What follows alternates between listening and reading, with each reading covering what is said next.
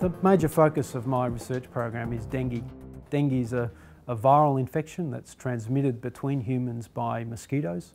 It's a disease of enormous consequence in Asia and Latin America, so it's an enormously prevalent disease for which currently we have no vaccines or specific therapies. I've spent the last decade in Vietnam learning how to do clinical research, how to do clinically focused basic science in terms of preventing dengue transmission in the community. Cam, working with a group in Vietnam, has made some amazing discoveries about this disease, particularly trying to understand new treatments and understand what puts people at risk. Our three themes in our research program are firstly to give doctors a set of tools that will enable them to make an early diagnosis of dengue and to enable them to predict which patients may go on to develop severe dengue. Our second major thematic area is to develop and test therapeutics for dengue, to prevent the clinical complications of dengue happening in patients and to shorten and reduce the severity of symptoms of dengue.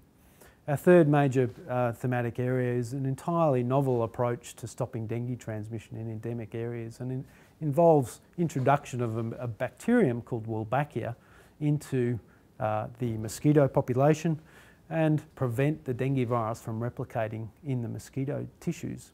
What we potentially can provide is a major reduction in disease transmission and to take away the enormous disease burden of dengue. What's brought me back to Melbourne is a stage in my career where I'm looking for the next step, and I'm particularly excited about going into the Peter Doherty Institute. I've been to many institutes internationally, and there is none like what the Peter Doherty Institute will look like in a few years' time. Melbourne's recognised across the region in terms of its ability to provide world-class education.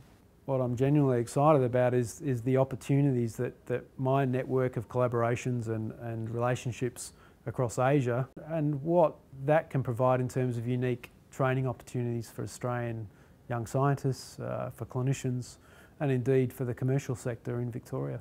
Having Cameron is absolutely wonderful for several reasons. First, he can inspire other students with his dynamic work that he's doing at the laboratory bench, but also showing how it can be applied in Vietnam. The VESKI program plays a key role in doing that, and it brings back people who've spent years overseas and have developed sophisticated networks that they can bring back to Australia and allow us to benefit from those networks.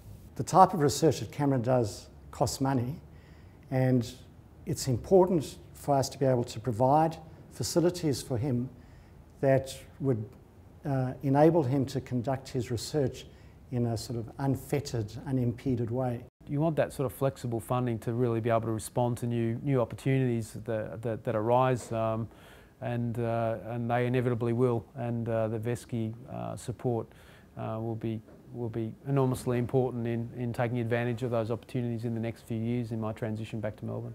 Because the VESKI Fellowship is ranked very highly, it's highly prestigious, and of course when Cam goes to look for further sources of funding, to have achieved this fellowship indicates his standing in the field. We're really grateful to the Victorian Government and the VESKI program for the support it gives us in bringing back these superstars.